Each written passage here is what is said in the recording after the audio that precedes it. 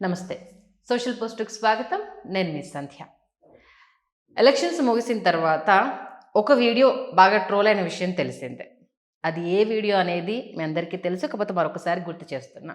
తెలంగాణలో CM KCR hat trick కొట్టబోతున్నారు. ఖచ్చితంగా ఆయనే గెలుస్తారంటూ కొందరు జ్యోతిషులు చెప్పిన వీడియోను చాలా ట్రోల్ చేశారు. అందులో మా ఛానల్‌కి సంబంధించిన 2 వీడియోలు కూడా ఉండడం జరిగింది. మరి జ్యోతిష్యుల లెక్కలు ఎక్కడ తప్పాయి? ఎక్కడ ఆ పొరపాటు జరిగింది? గతంలో కూడా నేను అడగడం జరిగింది. జ్యోతిష్యులకు అసలు రాజకీయ దానికి ఏంటి సంబంధము అనేసని. దానికి సంబంధించి అనేక వివరణ కూడా ఇవ్వడం జరిగింది. అయితే మరి ఇప్పుడు జ్యోతిష్యాన్ని నమ్మొచ్చా, నమ్మరాదా అంటూ సామాన్యులకు ఒక ఇంత డౌట్‌ను రేజ్ చేసే సిట్యుయేషన్ అయితే రావడం జరిగింది. దీనికి సంబంధించి మనకు వివరణ ఇవ్వడానికి మనతో పాటు ఉన్నారు ప్రముఖ జ్యోతిష్యులు డాక్టర్ జీవీఎల్ఎన్ చార్యులు గారు. మరి ఆయన్ని అడిగి మరిన్ని వివరాలు తెలుసుకుందాం. చార్యులు గారు నమస్తే అండి. చార్యులు గారు, గతంలో నేను మిమ్మల్ని మొదటే అడగడం జరిగింది. జ్యోతిష్యానికి, రాజకీయానికి ఏంటి సంబంధము అనేసని.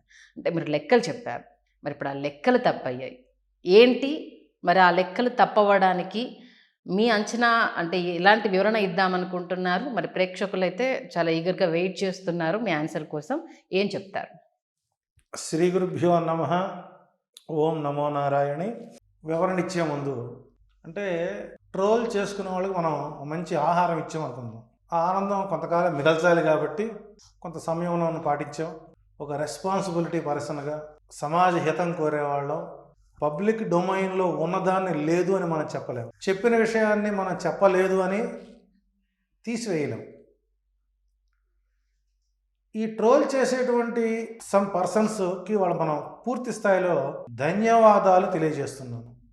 ఇంకా మీరు ట్రోల్ చేయటం వలన మేము పెరుగుతామే కానీ పతనం మాత్రం కాము. అంటే తప్పు చెప్పినప్పుడు ఎలా పెరుగుతారు? ఒక యాంగిల్ మీరు ఆలోచిస్తారు.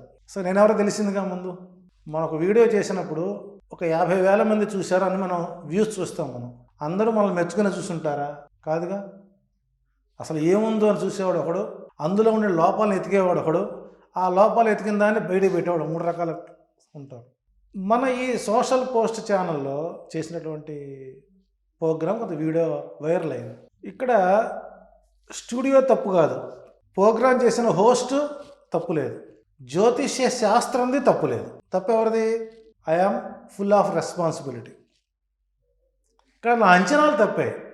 ఇదే నరసింహాచార్యులు కొన్ని ఛానల్స్లో మధ్యప్రదేశ్ బీజేపీ వస్తుందని, రాజస్థాన్ బీజేపీ వస్తుందని, ఛత్తీస్గఢ్లో బీజేపీ వస్తుందని, మిజోరాంలో ఉన్న ప్రభుత్వం మారుతుందని, ఆర్టికల్ 370 సుప్రీంకోర్టు కూడా అనుమతిస్తుందని, కాశ్మీర్లో ఎన్నికలకి ప్రభుత్వం వెళుతుందని, అట్లాగే కొన్ని ప్రాంతాల్లో హిమాలయ పర్వతాల్లో ఇవన్నీ చెప్పుకున్నాం. అంటే 100 విషయాలు తీసుకున్నప్పుడు 99 కరెక్ట్ అయినప్పుడు ఆ ఒక్కటి ఎక్కడైతే ఫెయిల్ అవుతుందో పబ్లిక్ దాన్నే పట్టుకుంటారు తప్ప మిగిలిన 99 పట్టుకోరు. అయితే ఇక్కడ బై గాడ్ గ్రేస్ ఏంటంటే నాకు కొన్ని 100 మెసేజ్లు వచ్చాయి నా టైప్ ఆఫ్ పబ్లిక్కి. అందరూ నాకు పంపిస్తున్నారు. I know everything, don't feel, I'm ready, అందరు ఇచ్చేసాను అని కింద ఇస్తారు. ఎవరో ఏదో అన్నారని మీరు మీ ప్రొడక్షన్ చూడడం మానుకోవద్దండి. చెప్పినవన్నీ జరుగుతాయని మేము అనుకోము. పైన 6 అయినప్పుడు 1 కానంత మాత్రాన మీ విద్వత్తును మేము అవమానించలేము. అలా అవమానిస్తున్న వాళ్ళని మనం ఏం చేయలేం, వదిలేసిండని నాకు సింపతి చూపించిన వాళ్ళు ఉన్నారు, నన్ను గౌరవించిన వాళ్ళు ఉన్నారు, నన్ను చూసి బాధపడి ఉన్నారు. సో కాబట్టి నేను వీళ్ళకి విలువ ఇవ్వాలా? ఏదో కాలక్షేపం కోసం ట్రోల్ చేసేవాళ్ళు మనం సరే ఓన్లీ ట్రోల్ చేశారు. ఛానల్లో యాంకర్ని ట్రోల్ చేసిన సంస్కారం ఎవరికి ఇచ్చారండి? వాడు సంస్కారంతో అనుకుందామా? ఇగో బలాన్ని చూసి ఇలా చెప్పాడు అని నా వరకు కట్ చేసుకొని చేస్తే ఇంకాస్త గౌరవం ఉండేది. ఒక యాంకర్ ఏం చేసింది? ఆమెను ట్రోల్ చేయాలి? ఇదే విషయాలు మీ కుటుంబాలు జరిగితే ట్రోల్ చేసుకుంటారా? అవసరం లేదు కదా. సో కాబట్టి ట్రోల్ చేసిన వాళ్ళు అందరికీ ధన్యవాదాలు తెలియజేసుకుంటూ తరచుగా మీరు మమ్మల్ని ట్రోల్ చేస్తూనే ఉండాలి, మాలో కసి పెరగాలి, మేము చేసిన తప్పులను సరిదిద్దుకుంటూ ఉండాలి. ఒకసారి చెప్పాను మీకు, వన్స్ మోర్ అన్నదానికి క్లాప్ ఇచ్చాం. అట్టగా మీరు ట్రోల్ చేయండి, ఇంకా చేయండి. చేస్తే మాలో ఒక పట్టుదల వస్తుంది. ఉలియాడిన రాయి విగ్రహమై పూజించబడినట్లు బాధలు కోర్చుకున్న వారు చివరికి పూజింపబడుదురు. సో కాబట్టి నేను చెప్పేసి ఏంటంటే కొన్ని అంశాలు, ఉదాహరణ కాంగ్రెస్ పార్టీ గెలిచింది, టీఆర్ఎస్ ఓడిపోయింది. సో యాజ్ రైట్ జరిగింది అది. సార్ నేను బహిరంగంగా చెప్పాను, టీఆర్ఎస్ వస్తుంది అని జరగలేదు.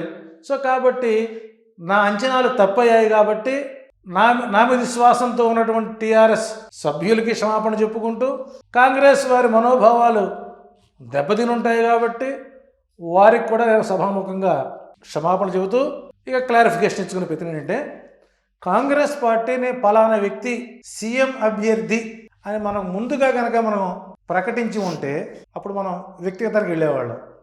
కానీ ఆ రోజు ఏమన్నాను, ఒక సెంట్రల్ పార్టీ ఒక లోకల్ పార్టీతో ఉన్నప్పుడు మన సెంట్రల్ పార్టీ యొక్క జాతకాన్ని తీసుకుంటాం. సో కాబట్టి అక్కడ కాంగ్రెస్ జాతకం ఫలితం సక్రమంగా లేదు కాబట్టి మరి తెలంగాణలో గెలిచినటువంటి కాంగ్రెస్ పార్టీ మరి మిగిలినటువంటి 4 స్టేట్లు ఎలా పోయింది, మరి దాన్ని కంపేర్ చేసుకోవాలి.